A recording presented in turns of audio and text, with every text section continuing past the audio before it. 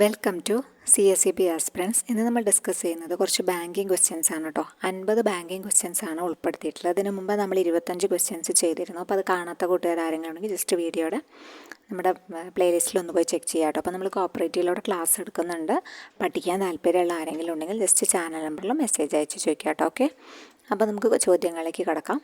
Banking ചോദ്യങ്ങൾ നമ്മൾ full option vice അല്ല, കുറച്ചൊക്കെ ഒന്ന് ഡിസ്ക്രിപ്ഷൻ മോഡലാണ്, പിന്നെ കുറച്ച് ഓപ്ഷൻ ഇട്ടിട്ടും അങ്ങനെയും ചെയ്യുന്നുണ്ട്. അപ്പോൾ രണ്ടും കൂടി മിക്സഡ് ആയിട്ടാണ് വരിക.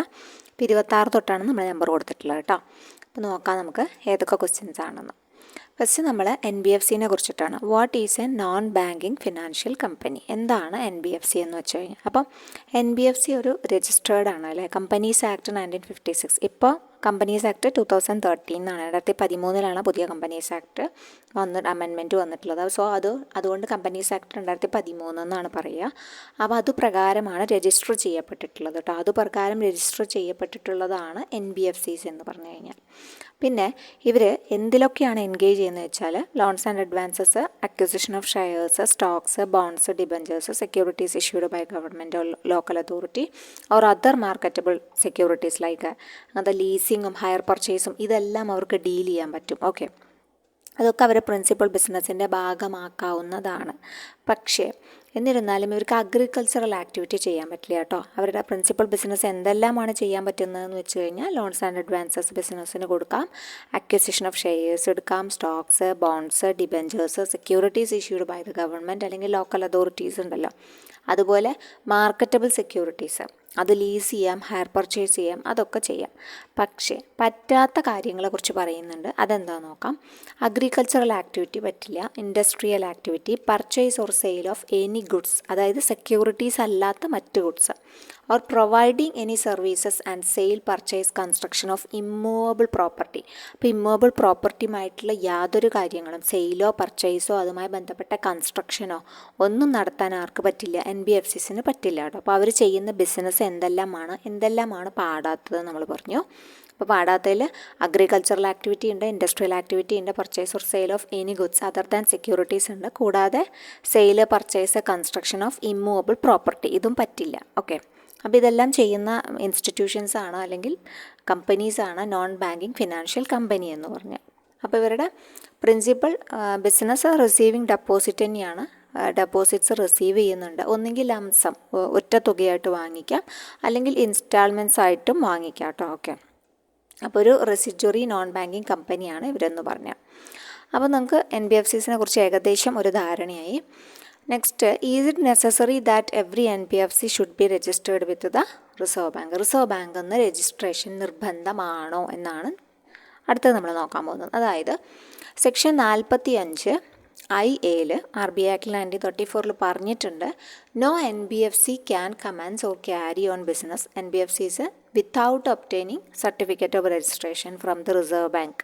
അതായത് റിസർവ് ബാങ്കിൽ നിന്ന് സർട്ടിഫിക്കറ്റ് ഓഫ് രജിസ്ട്രേഷൻ വാങ്ങാതെ NBFCsന് എന്ത് ചെയ്യാൻ പറ്റില്ല? ബിസിനസ് ക്യാരി ഓൺ ചെയ്യാൻ പറ്റില്ല എന്ന് പറഞ്ഞിട്ടുണ്ട്. പക്ഷേ അവിടെ നമ്മൾ മനസ്സിലാക്കേണ്ട വേറൊരു കാര്യം എന്താണെന്ന് വെച്ച് കഴിഞ്ഞാൽ എല്ലാ NBFCsനും എന്തു വേണ്ട? റിസർവ് ബാങ്കിൻ്റെ പെർമിഷൻ ആവശ്യമില്ല, അല്ലെങ്കിൽ എടുക്കേണ്ട കാര്യമില്ല.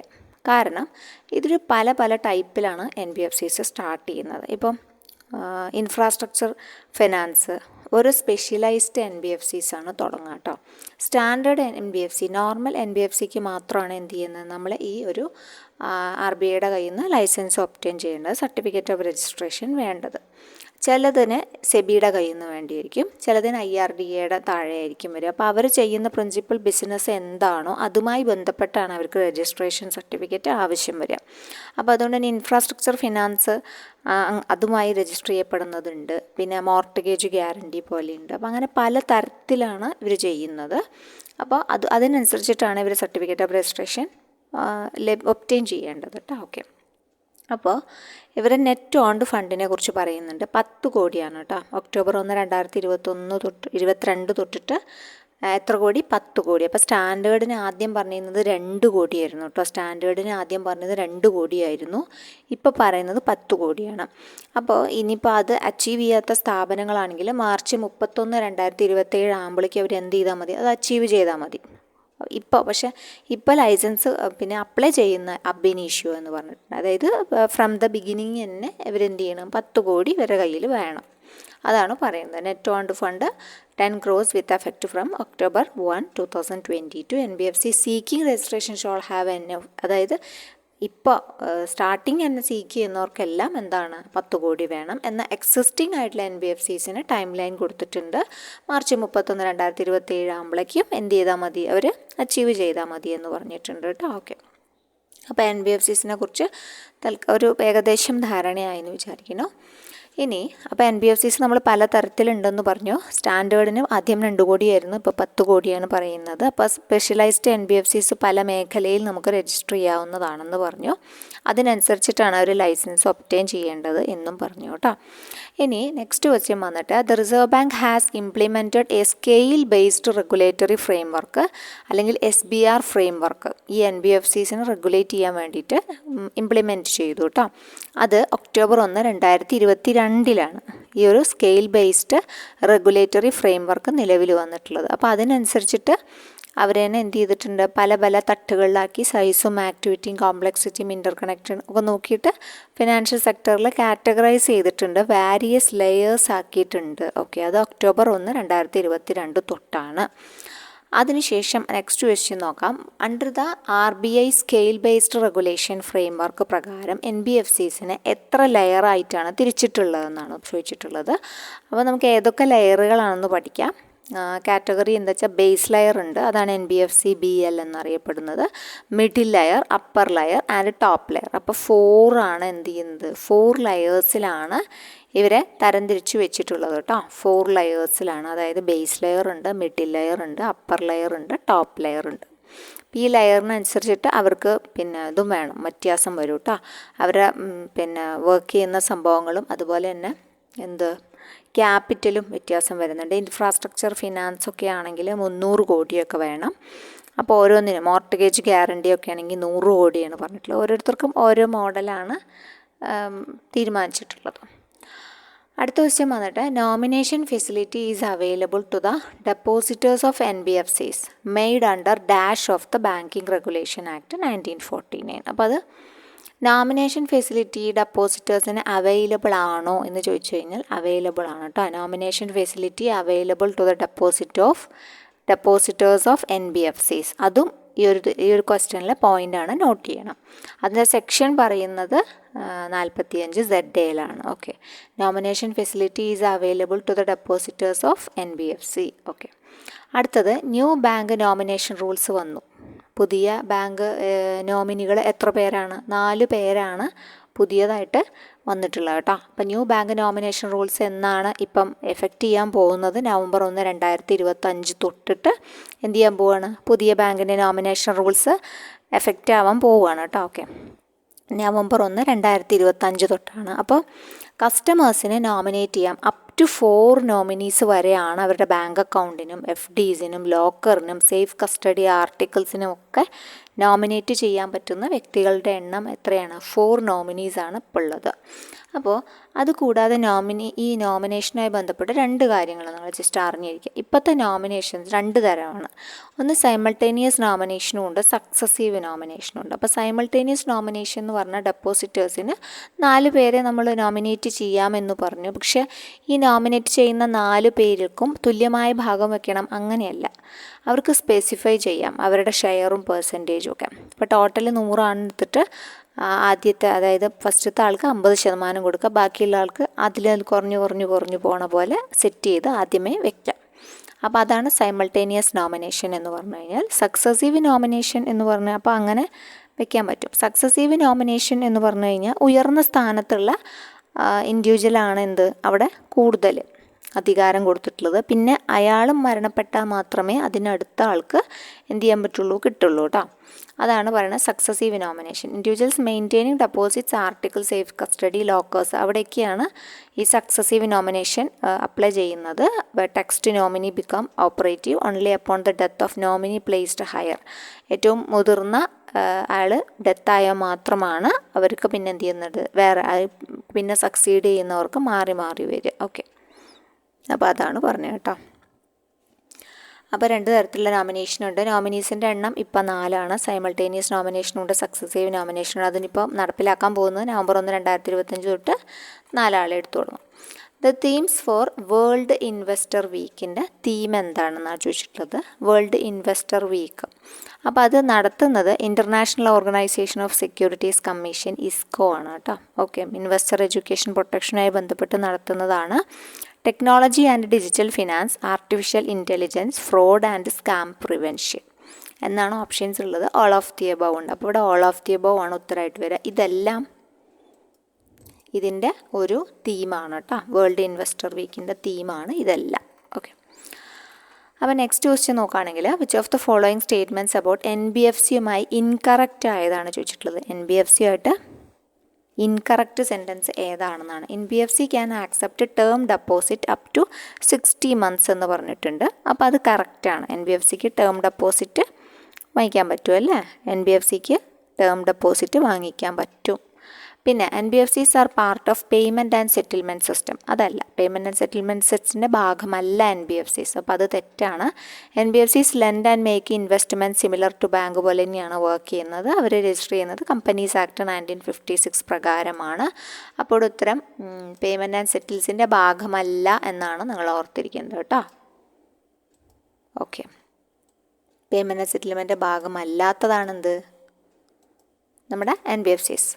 Which of the following is not a function of characters of NBFCയുടെ ക്യാരക്ടർ അല്ലാത്തതാണ് ചോദിച്ചിട്ടുള്ളത്. പ്രൊവൈഡിങ് ഹോം വെഹിക്കിൾ ലോൺ കൊടുക്കുമോ, ആക്സെപ്റ്റിംഗ് ഡിമാൻഡ് ഡെപ്പോസിറ്റ് ആക്സെപ്റ്റ് ചെയ്യുമോ, ഓപ്പറേറ്റിംഗ് ഡെപ്പോസിറ്റ് സ്കീംസ് ഉണ്ടോ, engaging in micro finance and invest മാനേജ്മെൻറ്റിൽ എൻഗേജ് ചെയ്യുന്നുണ്ടോ എന്ന് ചോദിച്ചിട്ടുണ്ട്. അപ്പോൾ ഇവിടെ നമ്മുടെ ഉത്തരവേ ഉള്ളൂ, ഡിമാൻഡ് ഡെപ്പോസിറ്റ് ആക്സെപ്റ്റ് ചെയ്യാൻ കഴിയില്ല NBFCസിന് കേട്ടോ. ഡിമാൻഡ് ഡെപ്പോസിറ്റ് ആക്സെപ്റ്റ് ചെയ്യാൻ പറ്റില്ല, പക്ഷേ FDsഉം അങ്ങനത്തെ സംഭവങ്ങളും ഒക്കെ പറ്റും. Which of the following is the main purpose of RBI introducing scale based regulation? എന്തിനാണ് ഫ്രെയിം വർക്ക് ഇൻട്രൊഡ്യൂസ് ചെയ്തിട്ടുണ്ടാവുക? എന്തിനായിരിക്കും?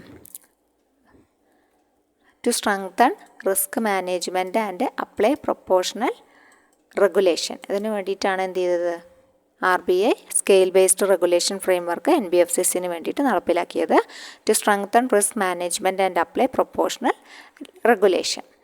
അപ്പോൾ net owned fund, what is required net owned fund for an NBFC to commence or carry on business as per section 45(1)(a) of RBI act 1934 എന്ന് ചോദിച്ചിട്ടുണ്ട്. അപ്പോൾ നമുക്കറിയാം ഇപ്പോൾ 100 കോടിയാണ് പറയുന്നത് കേട്ടോ. ഓക്കെ, നെറ്റ് ഓൺഡ് ഫണ്ട് NBFCയുടെ 10 കോടിയാണ്, 100 കോടിയല്ല, 10 കോടിയാണ്. What is the required net owned funds for an NBFC to commence or carry on business as per section 45(1)(a) എത്രയാണ്? 10 കോടി കേട്ടോ. ഓക്കെ, അടുത്തത് which of the following statements is true regarding NBFCയുടെ റെഗുലേഷനുമായി ബന്ധപ്പെട്ടതാണ്. അപ്പോൾ NBFC മിനിസ്ട്രി ഓഫ് ഫിനാൻസ് മാത്രമാണോ regulate ചെയ്യുന്നത്, അതോ ഫാമ ലോസ് അനുസരിച്ച് മാത്രമാണോ NBFC റെഗുലേറ്റ് ചെയ്യുന്നത്? മിനിസ്ട്രിയും അതുപോലെ RBIയും ഉണ്ടോ എന്ന് ചോദിച്ചിട്ടുണ്ട്. തീർച്ചയായിട്ടും മിനിസ്ട്രിയും ഉണ്ട്, RBI ഉണ്ട്. രണ്ടുപേരുടെ ഡ്യുവൽ കൺട്രോളും ആർക്ക് വരുന്നുണ്ട്? NBFCസിന് വരുന്നുണ്ട് കേട്ടോ. Which of the following is not included in the principal business of NBFCയുടെ പ്രിൻസിപ്പൽ ബിസിനസ് അല്ലാത്തത് ഏതെന്നാണ് ചോദിച്ചിട്ടുള്ളത്. നമ്മൾ പ്രത്യേകം പഠിച്ചു, ലോൺസ് ആൻഡ് അഡ്വാൻസസ് കൊടുക്കാൻ പറ്റും, ഷെയറും ബോണ്ടും അക്വയർ ചെയ്യാൻ പറ്റും, പക്ഷേ ഇമ്മൂവബിൾ പ്രോപ്പർട്ടി ആയിട്ടുള്ള യാതൊരു കാര്യം ചെയ്യാൻ പറ്റില്ല. അപ്പോൾ അതുകൊണ്ട് ഇമ്മൂവബിൾ പ്രോപ്പർട്ടിയെ ബന്ധപ്പെട്ട ഓപ്ഷനാണ് purchase and sale of immovable property. അത് പറ്റില്ല. അപ്പോൾ നെറ്റ് ഓൺഡ് ഫണ്ട് NBFCയുടെ നമ്മൾ പഠിച്ചു. എത്രയായിരുന്നു? 10 കോടിയാണ്. ആദ്യം സ്റ്റാൻഡേർഡ് 2 കോടിയായിരുന്നു, പിന്നെ ഇപ്പോൾ 10 കോടിയാണ്. ഓക്കെ, ഇനി next question. Consider the following statements regarding banking laws amendment വന്നു 2025. അപ്പോൾ അതിൽ 19 പ്രൊവിഷൻസ് ആണ് അമെൻഡ് ചെയ്യപ്പെട്ടിട്ടുള്ളതെന്ന് പറഞ്ഞിട്ടുണ്ട്. ഓക്കെ, പിന്നെ അതിൽ തന്നെ നമ്മുടെ കോപ്പറേറ്റീവ് ബാങ്കിലെ ഡയറക്ടേഴ്സിൻ്റെ ടെന്യൂർ എക്സ്റ്റെൻഡ് ചെയ്തിട്ടുണ്ട്. 8 വർഷത്തിൽ നിന്നും 10 വർഷം ആക്കിയിട്ടുണ്ട്.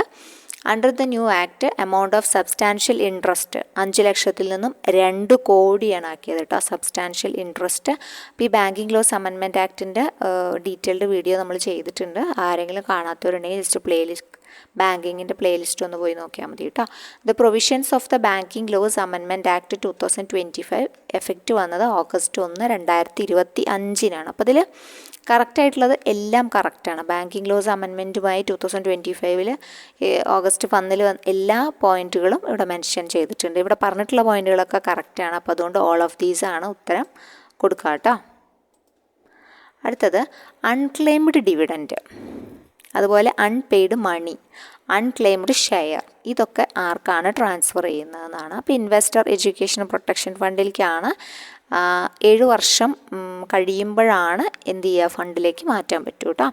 ഇനി അടുത്തത് which company has been selected implement to PAN 2.0 പ്രോജക്റ്റിന് വേണ്ടി തിരഞ്ഞെടുക്കപ്പെട്ട കമ്പനിയാണ് ചോദിച്ചിട്ടുള്ളത്. അപ്പോൾ LTI മിൻട്രി ആയിരുന്നു കേട്ടോ. ലാർസൺ ആൻഡ് ടർബോ സബ്സിഡിയറി ആയിരുന്നു പാൻ 2.0 പ്രോജക്റ്റുമായി ബന്ധപ്പെട്ട് വർക്ക് ഉണ്ടായിരുന്നത്. അപ്പോൾ അതൊരു AI ഡാറ്റ അനലിറ്റിക് ടൂളാണ് മോഡേണൈസ് ചെയ്യാൻ വേണ്ടിയിട്ട്. പാൻ നമുക്കറിയാം പെർമനൻറ്റ് അക്കൗണ്ട് നമ്പറാണ്, 10 ഡിജിറ്റ് ആൽഫാ ന്യൂമറിക് ID ആണ് അവർക്കുള്ളത് കേട്ടോ. അപ്പോൾ പാന് ടാക്സ് ഫയൽ ചെയ്യാനും ബാങ്കിങ്ങിൻ്റെ പ്രോപ്പർട്ടീസ് പർച്ചേസ് ചെയ്യാനും ഇൻവെസ്റ്റ്മെൻറ്റ് ചെയ്യാനും പല ആവശ്യങ്ങൾക്ക് പാൻ ആവശ്യമാണ്. ടാന് TDS ട്രാക്ക് ചെയ്യാനും TCSും ടാക്സ് ഡിഡക്റ്റേഴ്സിനെയും കളക്ടേഴ്സിനെയും ഒക്കെ ഒന്ന് ട്രാക്ക് ചെയ്യാനാണ് ഉപയോഗിക്കുന്നത്. ഓക്കെ, അപ്പോൾ നെക്സ്റ്റ് ക്വസ്റ്റ്യൻ നോക്കാം. The primary intent behind including NBFCസിനെ RBIയുടെ സർവൈലൻസിലും ഇൻസ്പെക്ഷനിലും പെടുത്തിയതിൻ്റെ കാരണമാണ് ചോദിച്ചിട്ടുള്ളത് കേട്ടോ. എന്തുകൊണ്ടാണ് പെടുത്തിയത് എന്നാണ് ചോദിച്ചിട്ടുള്ളത്. സിസ്റ്റമിക് റിസ്ക് കുറയ്ക്കാൻ തന്നെയാണ്, പ്രൊമോട്ട് ഫിനാൻഷ്യൽ സ്റ്റെബിലിറ്റി, അതിന് വേണ്ടിയിട്ടാണ് എന്ത് ചെയ്തത്, RBIയുടെ സർവൈലൻസിൽ ഉൾപ്പെടുത്തിയിട്ടുള്ളത് കേട്ടോ. To prevent systemic risk and promote financial stability, അതിന് വേണ്ടിയിട്ടാണ് എന്ത് ചെയ്തിട്ടുള്ളത്, അവരേനെ ഉൾപ്പെടുത്തിയിട്ടുള്ളത്. അടുത്തത് banks are required to convert the existing no frill account BSBD ആക്കി മാറ്റിയത് എന്നാണെന്നാണ് ചോദിച്ചിട്ടുള്ളത്. അപ്പോൾ എക്സിസ്റ്റിംഗ് ഉള്ളത് BSBD ആക്കി മാറ്റിയത് എന്നാണ്, ഓഗസ്റ്റ് 17, 2012 കേട്ടോ. ഓക്കെ, ഓഗസ്റ്റ് 10 എന്നും വരുന്നുണ്ട്. അപ്പോൾ അത് ഒന്ന് നോട്ട് ചെയ്ത് വയ്ക്കുക. അതായത് കറക്റ്റ് BSBDയുടെ ഡേറ്റ് പറയുന്നത് ഓഗസ്റ്റ് 10, 2012 എന്നും കാണാനുണ്ട്. സോ അതൊന്ന് നോട്ട് ചെയ്ത് വയ്ക്കുക. Banks are required to convert the existing no frill account. No frill അക്കൗണ്ടിനെ പിന്നെ അറിയപ്പെടുന്ന പേരായിരുന്നു BSBD അക്കൗണ്ടുകളാക്കി മാറ്റി. അത് ഈ ഓഗസ്റ്റ് 17, 2012 അല്ലെങ്കിൽ ഓഗസ്റ്റ് 10, 2012 കേട്ടോ. അടുത്തത് holders of basic BSBD will not be eligible for opening any other savings bank account in that bank.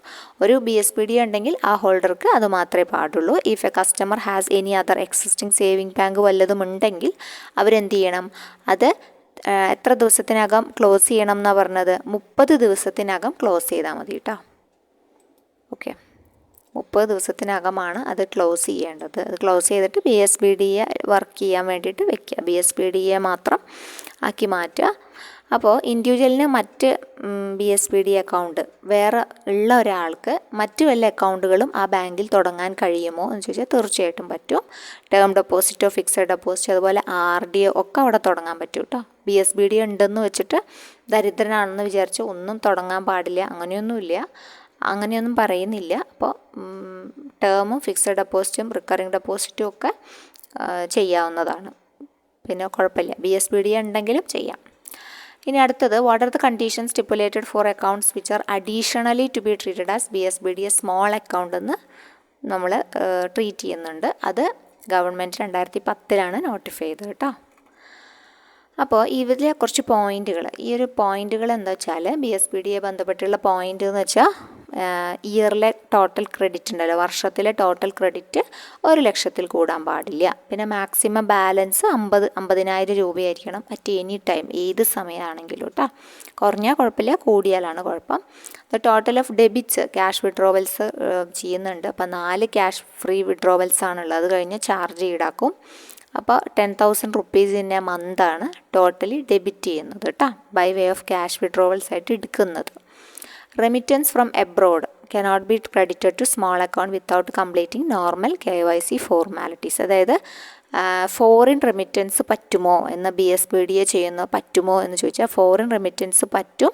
പക്ഷെ അതിനു മുമ്പ് എന്ത് ചെയ്യണം, അവരെ ഈ ഒരു KYC ഫോർമാലിറ്റീസ് കംപ്ലീറ്റ് ചെയ്തിട്ടുണ്ടാവണം എന്നാണ് പറഞ്ഞിട്ടുള്ളത്. Okay, next question. Small accounts R valid four A period of 12 months ആണ് ഇവർക്ക് ഇനീഷ്യലി ഇങ്ങനൊരു പീരീഡ് കൊടുക്കുക. പിന്നെ അവരുടെ പ്രധാനപ്പെട്ട ഒഫീഷ്യലി വാലിഡ് ഡോക്യുമെൻ്റൊക്കെ അവർ അയച്ചിട്ടുണ്ട് എന്ന് ബോധ്യപ്പെട്ട് കഴിഞ്ഞാൽ വീണ്ടും ഒരു 12 മാസവും കൂടി കൊടുക്കാവുന്നതാണ് കേട്ടോ. സ്മോൾ അക്കൗണ്ടിന് വേണ്ടിയിട്ട് അല്ലെങ്കിൽ BSBD വേണ്ടിയിട്ട് എല്ലാം കൂടി ഒറ്റ വാക്കിൽ പഠിച്ച് എല്ലാം കൂടി ഒരുമിച്ച് വെക്കുക കേട്ടോ. അടുത്തത് റിവൈസ്ഡ് KYC ഗൈഡ് ലൈൻസ് പ്രകാരം ഒഫീഷ്യലി വാലിഡ് ഡോക്യുമെൻ്റ് അല്ലാത്തത് name and address proof of the customer, voters identity card, അതായത് നെയിമും അഡ്രസ്സും പ്രൂഫൊക്കെ ഉള്ളത് OVD അല്ലാത്തതാണ് ചോദിച്ചിട്ടുള്ളത്. ഡ്രൈവിംഗ് ലൈസൻസ് ഉണ്ട്, permanent account number, permanent account number card എന്നാണ് കൊടുത്തിട്ടുള്ളത്. അപ്പോൾ അതാണ് ഉത്തരമായിട്ട് വരിക കേട്ടോ. അടുത്തത് KML നമ്മുടെ KYCയുടെ AML ഗൈഡ് ലൈൻസ് ഉണ്ടല്ലോ, ആൻറ്റി മണി ലോണ്ടറി, അതിൻ്റെ മാക്സിമം റിട്ടൻഷൻ പീരീഡ് എത്രയാണ് ട്രാൻസാക്ഷൻ റെക്കോർഡ് സൂക്ഷിക്കാനുള്ള, അത് ഗൈഡ് ലൈൻസ് ഉണ്ടായിരിക്കും. അതായത് നോ യുവർ കസ്റ്റമർ, അതുപോലെ ആൻറ്റി മണി ലോണ്ടറിങ്ങുമായി ബന്ധപ്പെട്ടിട്ട് ഗൈഡ് ലൈൻസ് ഉണ്ട്. അപ്പോൾ ഗൈഡ് ലൈൻസിൻ്റെ ഇതാണ് ചോദിച്ചിട്ടുള്ളത്. 5 വർഷമാണ് കേട്ടോ സൂക്ഷിക്കേണ്ടത്, വളരെ ഇമ്പോർട്ടൻ്റ് ആണ്. As per KYC AML guidelines what is the minimum retention period ആണ് ചോദിച്ചിട്ടുള്ളത്, 5 വർഷം. A person named a deceased person to manage his estate in his will is called. അപ്പോൾ വില്ലിന് എന്തു പറയും എന്നാണ് പറഞ്ഞിട്ടുള്ളത്, എക്സിക്യൂട്ടർ എന്നാണ് പറയുക കേട്ടോ. ഡിസീസ്ഡ് പേഴ്സൺ ഏൽപ്പിക്കുകയല്ലേ, മരണപ്പെട്ടൊരു വ്യക്തിയുടെ മുതൽ ഏൽപ്പിക്കുകയാണ്, അപ്പോൾ അയാളെ പറയുന്നത് എക്സിക്യൂട്ടർ എന്നാണ് കേട്ടോ. പിന്നെ next question, nomination is allowed in which of the following, ഏത് അക്കൗണ്ടിനാണ് നോമിനേഷൻ ഉള്ളതെന്നാണ്. അപ്പോൾ പാർട്ട്ണർഷിപ്പിനുണ്ട് ഉണ്ടോ എന്നാണ് നോക്കേണ്ടത്. മൈനേഴ്സിന് സെൽഫ് ഓപ്പറേറ്റഡിന് നോമിനേഷൻ ഉണ്ടോ, അക്കൗണ്ട് ഓഫ് ഓൾ പ്രോപ്പറേറ്റർഷിപ്പിന് ഉണ്ടോ എന്നാണ് ചോദിച്ചിട്ടുള്ളത്. അപ്പോൾ പ്രൊപ്പറേറ്റർഷിപ്പിന് എന്തായാലും എന്തുണ്ട്, നോമിനേഷൻ ഉണ്ട്, മൈനർക്കില്ല. അതുപോലെ പാർട്ട്ണർഷിപ്പ് ഫേം ഉള്ള ആൾക്കാർക്കും ഇല്ല കേട്ടോ. നോമിനേഷൻ ഫെസിലിറ്റി അലവബിൾ അല്ല. അവിടെ ഉത്തരമായിട്ട് വരുന്നത് ഏതാണ്? ഓക്കെ, സി ആണ് കേട്ടോ. അടുത്ത ക്വസ്റ്റ്യൻ വന്നിട്ട്, what is the minimum amount of deposit required for opening, ഒരു BSPDA മിനിമം തുറക്കാൻ എത്ര രൂപ വേണം എന്നാണ് ചോദിച്ചിട്ടുള്ളത്. നമുക്കറിയാം മിനിമം ഡെപ്പോസിറ്റ് ആവശ്യമില്ലാത്തതാണെന്ത്, BSPDA അക്കൗണ്ട് കേട്ടോ. In the case of missing പേഴ്സണിനെ സംബന്ധിച്ച് perception of death can be raised only after a period of, എത്ര നാൾ കഴിഞ്ഞാലാണ് ഒരാൾ തിരിച്ചു വന്നില്ല, കുറേ വർഷം കഴിഞ്ഞു. അപ്പോൾ എത്ര വർഷം എന്ന് വെച്ചാൽ 7 വർഷമൊക്കെ കഴിഞ്ഞാൽ ആളെ എന്ത് ചെയ്യാം, മരിച്ചതായിട്ട് കണക്കാക്കാമെന്നാണ് ബാങ്കിങ്ങിൽ പറയുന്നത് കേട്ടോ. 7 years ആണ് പറയുന്നത്. അതുപോലെ 5000-നും 10,000-നും നോട്ട് ഡീനോമിനേഷൻ ചെയ്തുമല്ലോ, അപ്പോൾ അതിൻ്റെ ഡിമോണിറ്റൈസിൻ്റെ വർഷമാണ് ചോദിച്ചിട്ടുള്ളത്, 1978. അടുത്തത് വേയ്സ് ഓഫ് മീൻസ്. അപ്പോൾ എന്താണ് വേയ്സ് ഓഫ് മീൻസ് എന്ന് പറഞ്ഞാൽ RBI സെൻട്രൽ ഗവൺമെൻറ്റിനും സ്റ്റേറ്റ് ഗവൺമെൻറ്റിനും കൊടുക്കുന്ന ഫിനാൻഷ്യലായിട്ടുള്ള ഒരു പുരോഗതിക്ക് വേണ്ടി കൊടുക്കുന്ന അഡ്വാൻസ് ആണ്. അപ്പോൾ അത് ways and means of advance given by RBIയിൽ പോകണം. RBI to central and state ഗവൺമെൻറ്റിനാണ് കൊടുക്കുന്നത് കേട്ടോ. വേയ്സ് ആൻഡ് മീൻസ് കൊടുക്കുന്നത് ആർക്കാണ്? RBI ആണ് കൊടുക്കുന്നത്, സെൻട്രൽ ആൻഡ് സ്റ്റേറ്റ് ഗവൺമെൻറ്റിനാണ് കൊടുക്കുന്നത്. എത്ര മാസത്തേക്കാണെന്ന് ചോദിച്ചു കഴിഞ്ഞാൽ 3 months കൊടുക്കാറ് കേട്ടോ. ഓക്കെ, അടുത്തത് മിനിമം മെച്യൂരിറ്റി പീരീഡ്. നമ്മുടെ സർട്ടിഫിക്കറ്റ് ഓഫ് ഡെപ്പോസിറ്റുമായി ബന്ധപ്പെട്ടിട്ട് മെച്യൂരിറ്റി പീരീഡ് എത്ര നാൾ കൊടുക്കാം എന്നാണ്. അപ്പോൾ 7 days തൊട്ടിട്ട് 1 year വരെയാണ് കൊടുക്കുക. ഓക്കെ, അടുത്തത് വേയ്സ് ആൻഡ് മീൻസ് അതുപോലെ RBIയുടെ ആക്റ്റിൽ പറയുന്നുണ്ട്. അത് എവിടെയാണ് പ്രതിപാദിക്കുന്നത് എന്ന് ചോദിച്ചു കഴിഞ്ഞാൽ 17(5) കേട്ടോ. Okay, 17(5). Next, ESAF bank start ചെയ്ത വർഷമാണ് ചോദിച്ചിട്ടുള്ളത്. അപ്പോൾ ഇസാഫ് ബാങ്ക് 2017 ശരിക്കും ബാങ്ക് എന്ന് പറഞ്ഞ ഒരു കൺസെപ്റ്റിൽ വന്നിട്ടുള്ളത്. അപ്പോൾ അതുകൊണ്ട് ഇസാഫ് ബാങ്ക് സ്റ്റാർട്ട് ചെയ്ത വർഷം 2017. ഓക്കെ, നെക്സ്റ്റ്, വൈറ്റ് കാർഡ് എന്താണ്? മെയ്ഡ് ഓഫ് പ്ലാസ്റ്റിക് ആണോ, ഡെബിറ്റ് കാർഡാണോ, കൗണ്ടർ ഫീറ്റ് കാർഡാണ് അല്ലേ? Okay, next, all agricultural loans were treated as fully secured ആയിട്ടാണ് ട്രീറ്റ് ചെയ്യുക. As the same are disbursed against, അതായത് അതെങ്ങനെ ഡിസ്പേഴ്സ് ചെയ്യാമെന്നാണ് ചോദിച്ചിട്ടുള്ളത്. സെക്യൂരിറ്റി ഓഫ് സ്റ്റാൻഡിങ് ക്രോപ്പ് ആണോ, ചാർജ് ഓൺ ലാൻഡ് ആണോ, പേഴ്സണൽ സെക്യൂരിറ്റി നോക്കണോ, അത് ഇവയിലൊന്നും വേണ്ടതെന്നാണ് ഓപ്ഷൻസ് വന്നിട്ടുള്ളത്. ഓക്കെ, അപ്പോൾ ചാർജ് ഓൺ ലാൻഡിലാണ് എന്ത് ചെയ്യുക, ഫുള്ളി സെക്യൂർഡ് ചെയ്യാൻ പറ്റും. ഓക്കെ, അഗ്രികൾച്ചറൽ ലോണ് ട്രീറ്റ് ചെയ്യുന്നത്, ഫുള്ളി സെക്യൂർഡായി ട്രീറ്റ് ചെയ്യുന്നത് ചാർജ് ഓൺ ലാൻഡ് ആണ്. നെക്സ്റ്റ് വന്നിട്ട്, dash is the global money laundering terrorist financing watchdog ആരാണെന്നാണ് ചോദിച്ചിട്ടുള്ളത്. ഇത് നമ്മുടെ ഫിനാൻഷ്യൽ ആക്ഷൻ ടാസ്ക് ഫോഴ്സ് എന്നറിയപ്പെടുന്ന FATF ആണ്. ഓക്കെ, ഇനി അടുത്തത്, the proposal of bad bank scheme submit ചെയ്യുന്നത് ആരാണെന്നാണ് കേട്ടോ. Proposal of bad bank scheme submit ചെയ്യുന്നത് ആരാണ്? അപ്പോൾ IBA ആണ് കേട്ടോ. IBA ആണ് ചെയ്യുന്നത് IBA. The proposal of the bad bank scheme was submitted by IBA. Next section dash of RBA ആക്റ്റിൽ പറയുന്നുണ്ട് MPC, അതായത് മോണിറ്ററി പോളിസി കമ്മിറ്റി ഉണ്ടല്ലോ, അത് കൺസിസ്റ്റ് ചെയ്യുന്ന മെമ്പേഴ്സിനെ കുറിച്ചിട്ടാണ് പറയുന്നത്. അപ്പോൾ അവിടെ സെക്ഷൻ ഒന്ന് പഠിച്ചു വെക്കണം. 45ZB സബ്സെക്ഷൻ 2ലാണ് അതിനെക്കുറിച്ച് മെൻഷൻ ചെയ്യുന്നത്. RBAയുടെ ഒരു ഗവർണർ, 6 ആൾക്കാരാണ് ഉണ്ടാവുക കേട്ടോ. ഈ മോണിറ്ററി പോളിസി കമ്മിറ്റിയിൽ എത്ര പേരുണ്ടാവും? 6 പേരുണ്ടാവും. 6 പേര്, ഒന്ന് ഗവർണർ ഓഫ് RBA ആണ്, ചെയർപേഴ്സൺ ആണ് അദ്ദേഹം, എക്സ് ഒഫീഷ്യോ ആണ്. ഡെപ്യൂട്ടി ഗവർണർ ഓഫ് RBA ഉണ്ട്, ഇൻചാർജ് ഓഫ് മോണിറ്ററി പോളിസി ഉള്ള ആൾ, അവർ മെമ്പർ എക്സ് ഒഫീഷ്യോ ആണ്. 1 ഓഫീസർ ഓഫ് RBA നോമിനേറ്റ് ചെയ്ത ഒരു സെൻട്രൽ ബോർഡ് മെമ്പർ ഉണ്ടായിരിക്കും, 3 പേഴ്സൺസ്. അതുപോലെ സെൻട്രൽ ഗവൺമെൻറ് നോമിനിയാണ് 3 പേഴ്സൺസ്. അങ്ങനെയാണ് 6 വ്യക്തികളെ പറയുന്നത്, 6 പേഴ്സൺസിനെ നോമിനേറ്റ് ചെയ്യാൻ പറ്റും എന്ന് പറയുന്നത് കേട്ടോ. ഓക്കെ, അടുത്തത് IDBI റീക്ലാസിഫൈ പ്രൈവറ്റ് സെക്ടറിലേക്ക് ആയല്ലോ. അപ്പോൾ അതിൻ്റെ വർഷമാണ് ചോദിച്ചിട്ടുള്ളത്, ജാനുവരി 2019 കേട്ടോ. അപ്പോൾ അവരുടെ 51% സ്റ്റേക്കും ആരുടെ കയ്യിലാണ്? LICയുടെ കയ്യിലാണ്. അടുത്തത് dash enable banks to understand their customers and their financial dealings better which in turn help them to manage their risk എന്ന് പറഞ്ഞിട്ടുണ്ട്. അപ്പോൾ എന്താണ് എന്ത് എനേബിൾ ആക്കണം എന്നാണ് ഇതിൽ പറഞ്ഞിട്ടുള്ളത്. ഓക്കെ, ഇപ്പോൾ KYC പ്രൊസീജിയർ തന്നെയാണ്, ഫിനാൻഷ്യൽ ഡീലിങ്സ് ഒക്കെ ബെറ്റർ ആക്കാനും KYC പ്രൊസീജിയർ തന്നെയാണ്. റുപ്പേ കാർഡ് എന്നാണ് ലോഞ്ച് ചെയ്തത് എന്നാണ് ക്വസ്റ്റ്യൻ വന്നിട്ടുള്ളത്. അപ്പോൾ 2012 ലോഞ്ച് ചെയ്തു. പിന്നെ in SB accounts interest is calculated on daily product ബേസിസിലാണ് ഇൻട്രസ്റ്റ് കാൽക്കുലേറ്റ് ചെയ്യുക. ഓക്കെ, അപ്പോൾ അതിൻ്റെ പ്രോഡക്റ്റ് ബേസിസിൽ, ഡെയിലി പ്രോഡക്റ്റ് ബേസിസിലാണ് നോക്കുക. സിൻസ് എന്ന് മുതലാണെന്ന് ഡേറ്റ് തന്നിട്ടില്ല, അപ്പോൾ ഡേറ്റ് നമുക്ക് 1/4/2010 എന്നറിയാം. Credited to that account quarterly intervals ആയിട്ടാണ് ഇവർക്ക് എന്ത് ചെയ്യാം, ക്രെഡിറ്റ് ചെയ്തുകൊണ്ടിരിക്കുക. Dash have only power to make changes. Section 6 പറഞ്ഞിട്ടുണ്ട് ചെയ്യേണ്ട ബിസിനസ്സുകളെ കുറിച്ചിട്ടൊക്കെ. അപ്പോൾ ഇത് എന്തെങ്കിലും മാറ്റം വരുത്തണമെങ്കിൽ ആർക്കാണ് അധികാരം എന്ന് വെച്ച് കഴിഞ്ഞാൽ സെൻട്രൽ ഗവൺമെൻറ്റിനാണ് കേട്ടോ, RBAക്കല്ല, സെൻട്രൽ ഗവൺമെൻറ്റിനാണ് ഈ ഒരു അധികാരം വന്നിട്ടുള്ളത്. ഓക്കെ, അപ്പോൾ അതൊന്ന് നോട്ട് ചെയ്യാം. Next dash is a bank which does not have physical presence ഇല്ല, കൺട്രിയിലില്ല, പക്ഷേ നോട്ട് അഫിലിയേറ്റഡ് ടു ഏതെങ്കിലും റെഗുലേറ്റഡ് എൻറ്റിറ്റിയോട് എന്ത് ചെയ്യുന്നില്ല, യാതൊരു അഫിലിയേഷനും സ്വീകരിച്ചിട്ടുമില്ല, പക്ഷേ നോർമൽ ബാങ്കിങ് ആക്ടിവിറ്റി ഒക്കെ നടത്തുന്നുവെങ്കിൽ അവരെ ആ ബാങ്കിങ് സിസ്റ്റമാണ് ഷെൽ ബാങ്ക്. ആ ബാങ്ക് സിസ്റ്റമാണ് എന്ത്, ഷെൽ ബാങ്ക് എന്ന് പറയുന്നത്. ഓക്കെ, അടുത്തത് ഡാഷ് എൻഗേജസ് അൺഡ്യൂലി സ്പെക്കുലേറ്റീവുള്ള റിസ്ക് ആയിട്ടുള്ള ഫിനാൻഷ്യൽ ആക്ടിവിറ്റീസ് എൻഗേജ് ചെയ്തിട്ടുള്ള ബാങ്കിങ് ആണെങ്കിൽ അതിനെ കാസിനോ ബാങ്കിങ് എന്നാണ് പറയുക. അടുത്തത് നമ്മുടെ നാരോ ബാങ്കിങ് ആണ്. നാരോ ബാങ്കിൽ it's a type of banking ആണ് വേർ ദ ബാങ്ക് ഇൻവെസ്റ്റ് എന്ത് ചെയ്യുന്നു, ഡെപ്പോസിറ്ററിൻ്റെ മണി റിസ്ക് ഫ്രീ അസറ്റ്സിലാണ്, അതായത് ഗവൺമെൻറ് സെക്യൂരിറ്റീസ്, ബോണ്ട്, അങ്ങനത്തെ റിസ്ക് ഫ്രീ അസറ്റ്സിലാണ് നിക്ഷേപിക്കുന്നത്. ഓക്കെ, അതാണ് നാരോ ബാങ്കിങ്. അടുത്തത് interest on fixed deposit compound ചെയ്യുന്നത് interest on fixed deposit compound ചെയ്യുന്നത് എങ്ങനെയാണെന്നാണ് ചോദിച്ചിട്ടുള്ളത്. അപ്പോൾ ക്വാർട്ടർലി ബേസിസിലാണ്, ഓർത്തിരിക്കാം, ക്വാർട്ടർലി ബേസിസ്.